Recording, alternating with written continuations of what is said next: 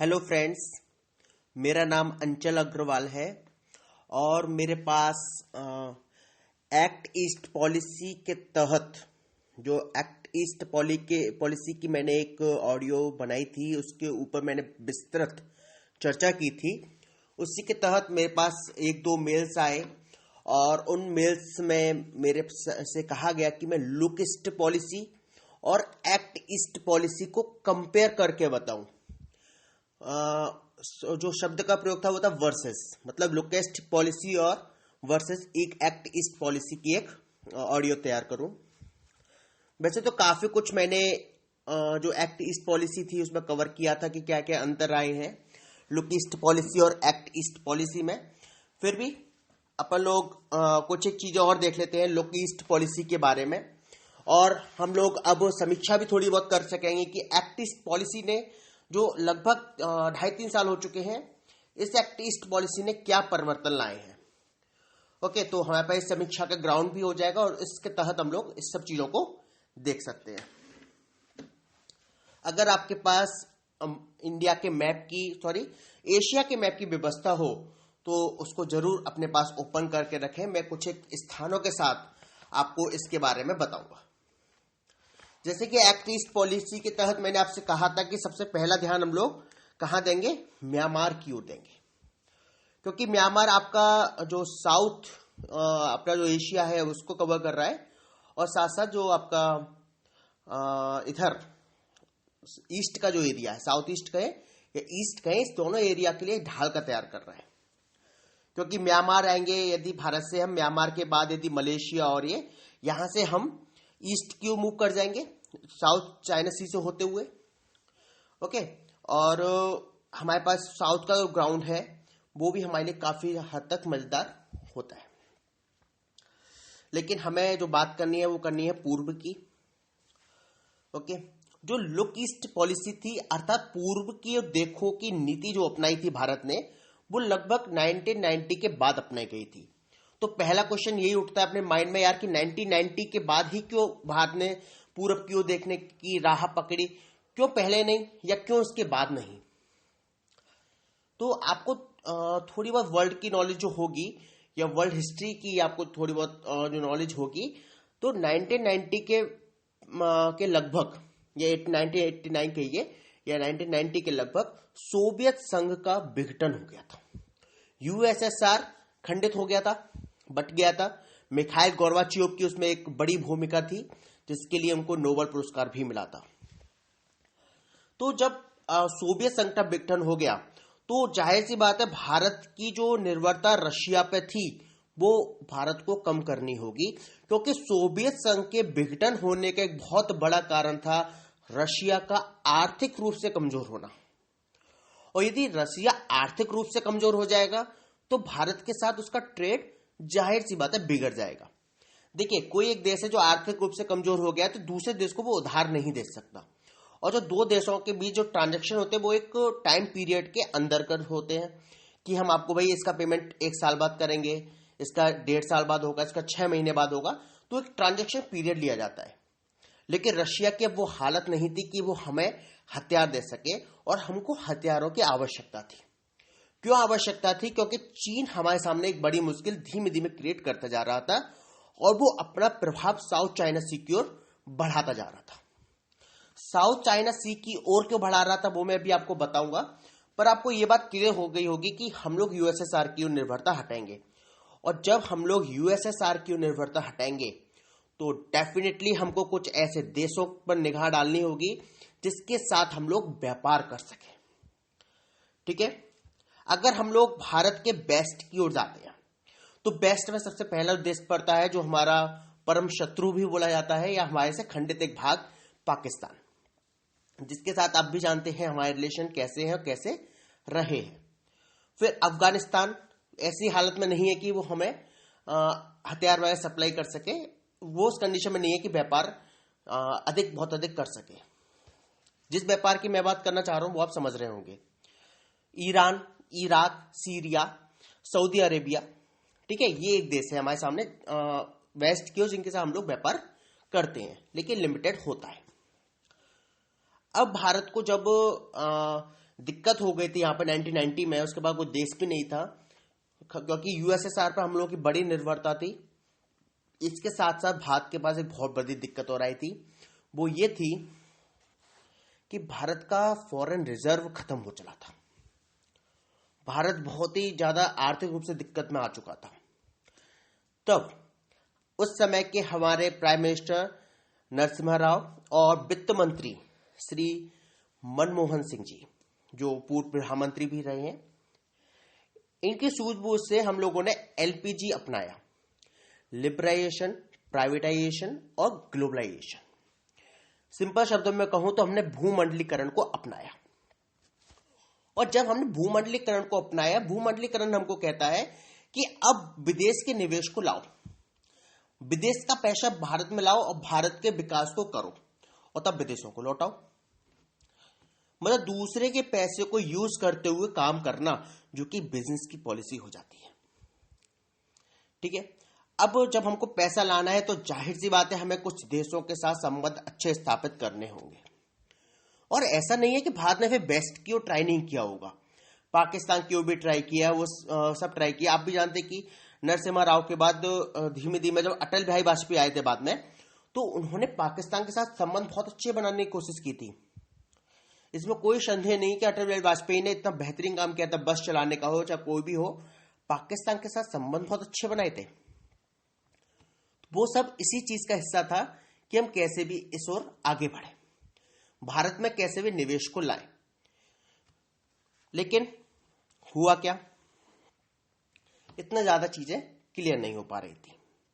इसको थोड़ा सा हम शॉर्ट में समझ लेते हैं कि पूर्व की जो देखो नीति है, भारत द्वारा दक्षिण पूर्व एशिया के देशों के साथ बड़े पैमाने पर आर्थिक और सामरिक संबंधों को विस्तार देने के लिए लाई गई थी। फिर क्योंकि जब वेस्ट से हमारा हिसाब नहीं बैठ रहा तो हमें अब ईस्ट की ओर चलना था।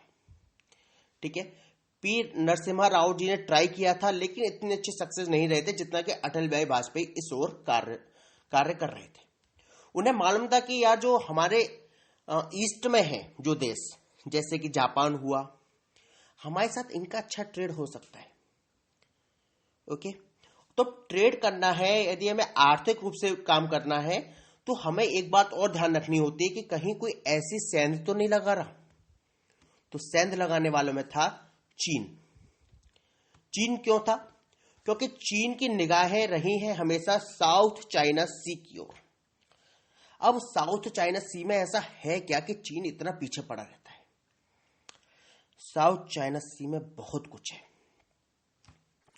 साउथ चाइना सी में आपको एक आइलैंड मिलेगा, स्पार्टले आइलैंड। ठीक है, और भी ऐसे कई आइलैंड हैं, और ये आइलैंड ऐसे हैं जहां पर तेल शोधन की, तेल को पाने की बहुत अधिक संभावना है। कह सकते हैं कि भंडार है। और इसी कारण इस साउथ चाइना सी पर ना सिर्फ चाइना, ना सिर्फ जापान, बल्कि यूएसए भी अपना दावा पेश करता रहता है, फिलीपींस अपना दावा देता है, और चाइना तरह तरह के उपयोग कर करके इस पर अपना दावा सिद्ध करता है। और आपको बता दूं कि हाल ही में चाइना ने साउथ चाइना सी में समुद्र के अंदर ऑब्जर्वेटरी भी लगाई है। वो ऑब्जर्व कर रहा है, पता कर रहा है। जाहिर सी बात है चाइना से सब लोग दुखी हो जाते हैं इन सब हरकतों से। तो हमारे लिए जो महत्वपूर्ण है, आर्थिक के साथ साथ सामरिक संबंध भी है। ठीक है, तो हम लोग सामरिक रूप से इस क्षेत्र में अपने आप को एक्टिव रख सके, क्योंकि अगर चाइना इधर भी आ गया तो हमारे बहुत नजदीक हो जाएगा। और आप जानते हैं कि दुश्मन जितना नजदीक आता है उतना ही ज्यादा खतरा लेकर आता है। तो चीन के जो प्रभाव है उसको भी हमें कंट्रोल करना था। इस उद्देश्य से भी हम लोगों ने पूर्व की ओर देखो नीति बनाई थी। ठीक है, इसका एक कारण यह भी था कि हम लोग अपनी पश्चिम देश है, वेस्टर्न कंट्रीज है, उनके साथ जो व्यापार पर निर्भरता है उसको भी हम लोग कम कर सके, और दक्षिण पूर्व एशिया और पूर्वी एशिया के देशों के साथ बड़े पैमाने पर आर्थिक और सामरिक संबंधों को विस्तार कर सके।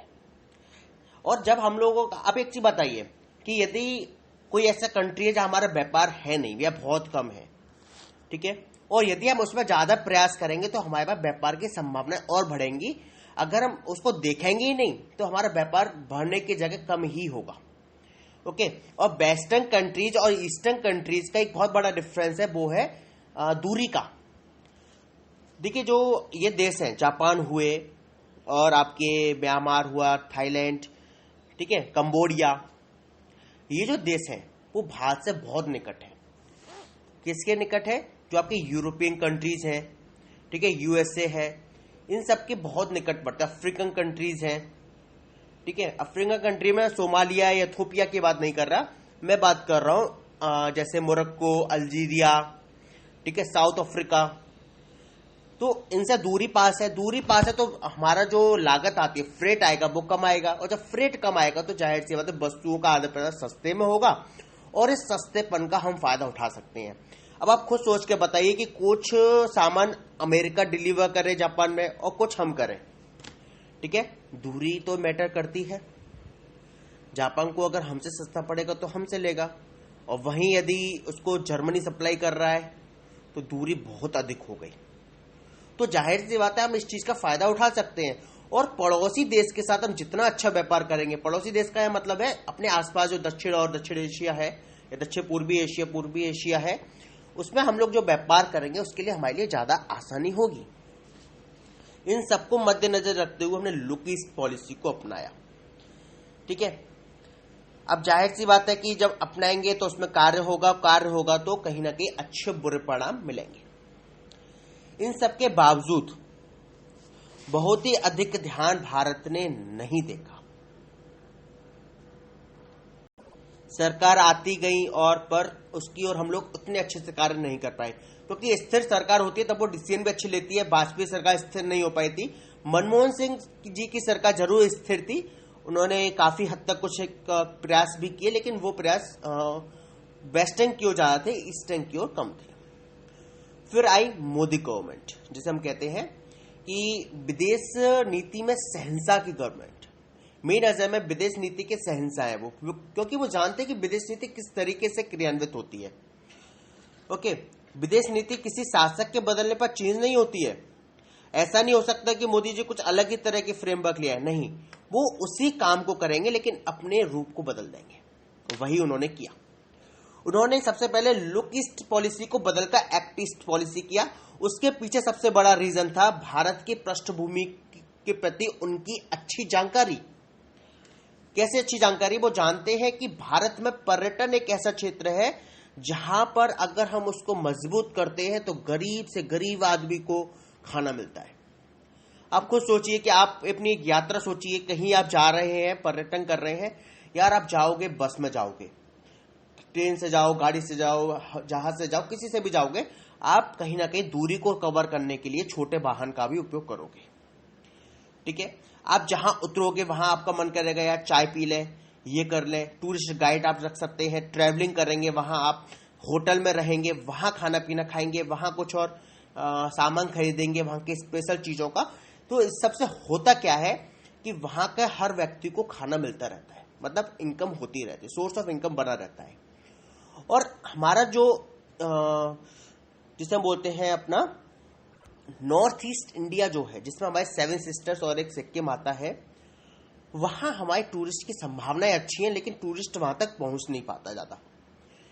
परिवहन साधन इतने अच्छे नहीं हो पाते हैं, या पहाड़ी क्षेत्र, जंगली क्षेत्र भी है कुछ एक, तो उस कारण नहीं हो पाता। लेकिन हम उसको डेवलप तो कर सकते हैं, और यदि हम उसको डेवलप करते हैं तो वहां टूरिस्ट भी आएगा, ठीक है। इसके अलावा यदि हमारा जो व्यापार होगा, जैसे हमारा व्यापार अगर बांग्लादेश से हो, म्यांमार से हो, थाईलैंड से हो, तो वो कहीं ना कहीं देशों से, इन राज्यों के थ्रू ही हम लोग जाएंगे। भाई हो सकता है कि हम लोग कलकत्ता के थ्रू जाएं, या फिर हम त्रिपुरा के बाद हम म्यांमार पहुंचे। इस तरीके से हम लोग अपना रूट बनाएं कैसे भी, ताकि इन देशों के व्यापार करना हमारे लिए आसान हो और सस्ता भी हो, ठीक है। तो इन सब सोच के कारण मोदी जी ने यह महसूस किया कि क्यों ना हम ईस्ट की ओर अधिक ध्यान दें। अधिक ध्यान देने को उन्होंने नाम चेंज कर दिया, उन्होंने नाम लुक ईस्ट पॉलिसी की जगह बोल दिया एक्ट ईस्ट पॉलिसी, कि अब इस ओर कार्य करने का वक्त आ गया है। इसलिए हम इसको लुक ईस्ट पॉलिसी पार्ट 2 भी कह देते हैं। चलिए अब इसी से जुड़े हुए हम कुछ एक चीजों पर बात कर लेते हैं। सबसे पहले हम लोग बात करेंगे भारत म्यांमार थाईलैंड त्रिपक्षीय राजमार्ग। बहुत ध्यान से देखिए इस रूट को जो मैं बात कर रहा हूं। भारत म्यांमार थाईलैंड तीनों ही देश मतलब जुड़े हुए हैं। मतलब भारत के बाद म्यांमार आता है, म्यांमार के बाद थाईलैंड, तो इनके बीच त्रिपक्षीय राजमार्ग बना है, ट्राइलेटरल हाईवे। ठीक है, मतलब अभी ये बन रहा है, अभी पूरा कंप्लीट नहीं आई थिंक। ठीक है, ये भारत के मोरे से स्टार्ट होगा, म्यांमार के तामू नगर से होते हुए थाईलैंड के मेई सेत जिले तक जाएगा। तो लगभग 1400 किलोमीटर का राजमार्ग हो गया। ठीक है, तो अब आप समझ रहे हैं कि ये एक ऐसा राजमार्ग है, ठीक है, जो भारत को जमीन के रास्ते दक्षिण पूर्व एशिया से जोड़ेगा। अब जब बताइए थाईलैंड तक हम लोग जोड़ सकते हैं, तो क्या हम लोग कंबोडिया नहीं जोड़ सकते? क्या हम लोग वियतनाम नहीं जोड़ सकते? क्या हम लोग लाओस नहीं जोड़ सकते? डेफिनेटली हम लोग आगे काम कर सकते हैं और इन रास्तों को भी हम लोग राजमार्ग से जोड़ सकते हैं। संभावनाएं खुल गई। अब आप खुद सोचिए कि भारत में जब यहां से हम लोग व्यापार करेंगे राजमार्ग के थ्रू, तो नॉर्थ ईस्ट एशिया से होते हुए जाएगा। तो नॉर्थ ईस्ट एशिया जो कि हमसे काफी हद तक कटा रहता है, वो भारत के मुख्य भूमि से जुड़ेगा। भारत की मुख्य जो गति चल रही है उससे काफी हद तक जुड़ेगा। और जब भारत के नॉर्थ ईस्ट इलाकों में काम मिलना स्टार्ट होगा, तो भारत की जो आंतरिक समस्या आती हैं, जैसे कि मणिपुर में आप जानते हैं कई बार उग्रवादी, जिसे हम नक्सलवादी वगैरह बोल देते हैं, माओवाद बोल देते हैं, उन लोगों का प्रभाव कम होगा। यहाँ चीन जो अरुणाचल प्रदेश के लोगों को बहकाता रहता है, उसका प्रभाव कम होगा और ये हमारी मुख्य धारा से जुड़ेंगे। ठीक है, तो ये एक आप समझ सकते हैं इनडायरेक्टली हम लोग उनके ऊपर काम कर रहे हैं, जो कि उनको डायरेक्ट इफेक्ट करेगा। इनडायरेक्टली काम, डायरेक्ट इफेक्ट। ओके, तो जब इन तीनों देशों को हम लोग सड़क मार्ग से जोड़ेंगे, तो व्यापार को भी प्रोत्साहन मिलेगा। व्यापार के साथ साथ जो सबसे बड़ा जो फायदा होता है वो होता है सांस्कृतिक आदान प्रदान, जिससे मैं बोलता हूं पीपल टू पीपल कॉन्टैक्ट। मतलब वहां के लोग यहां देखने आएंगे, यहां के लोग विदेशों में जाएंगे। मतलब थाईलैंड जाएंगे, म्यांमार जाएंगे, तो दोनों देशों को पर्यटन मिलेगा, दोनों तीनों देशों को पर्यटन मिलेगा। और ये पर्यटन जब मिलेगा तो हर व्यक्ति को रोजगार मिलेगा। ठीक है, उम्मीद है अब लुक ईस्ट पॉलिसी आपको समझ में आई होगी, कैसे कैसे क्रियान्वित रही है, कैसे कैसे आगे बढ़ी है और कैसे इसने दूसरा रूप एक्ट ईस्ट पॉलिसी के रूप में लिया। ओके, सबसे बड़ा जो पॉइंट देखा जाता है भारत के परिप्रेक्ष्य में, वो देखा जा रहा है कैसे हम लोग सांस्कृतिक रूप से जोड़े, आर्थिक रूप से अपने आप जुड़ जाएगा। ठीक है, और जब हम लोग इनकी ओर काम करेंगे तो आसियान देश जो दक्षिण देश हैं के साथ मजबूती आएगी। और जाहिर सी बात है, जब सभी लोगों को हम लोग साथ में लेकर चलेंगे तो हमें अच्छे विकास के अवसर भी मिलेंगे। और जहां पर विकास होता है वहां पर जो प्रॉब्लम्स ईरान इराक में क्रिएट हो चुकी है आईसिस वगैरह की, उन प्रॉब्लम्स के कम होने की संभावना उतनी ही हो जाती है। ठीक है, उम्मीद है मैं लुक ईस्ट पॉलिसी को काफी हद तक समझाने में सफल रहा होऊंगा। आप अब दोनों ऑडियो को, दोनों ही लेक्चर को, लुक ईस्ट पॉलिसी के बारे में मैंने इसमें अधिक बताया है, उसमें एक्ट ईस्ट पॉलिसी के बारे में अधिक बताया है, दोनों को कंपेयर करके देख सकते हैं, तो काफी जानकारी दोनों के बीच की आपको मिल जाएगी। ठीक है, जो मैंने आपको ये राजमार्ग बताया भारत म्यांमार थाईलैंड का, ये मोदी सरकार से पहले का काम हो रहा है, तो आप समझ सकते हैं लुक ईस्ट पॉलिसी पे हम लोग किस तरह से काम कर रहे थे। ओके, और अब एक्ट ईस्ट पॉलिसी हम लोगों का ध्यान किस ओर है। हम लोग अब आसियान को पकड़ना चाहते हैं, अधिक से अधिक व्यापार करना चाहते हैं, वहां हमारी जितनी हिस्सेदारी है उसको बढ़ाना चाहते हैं। एक बार और मैं बताना चाहूंगा आपको, चीन में लोकतंत्र नहीं है, आप जानते हैं, तो कई देश चीन के साथ व्यापार करना नहीं चाहते।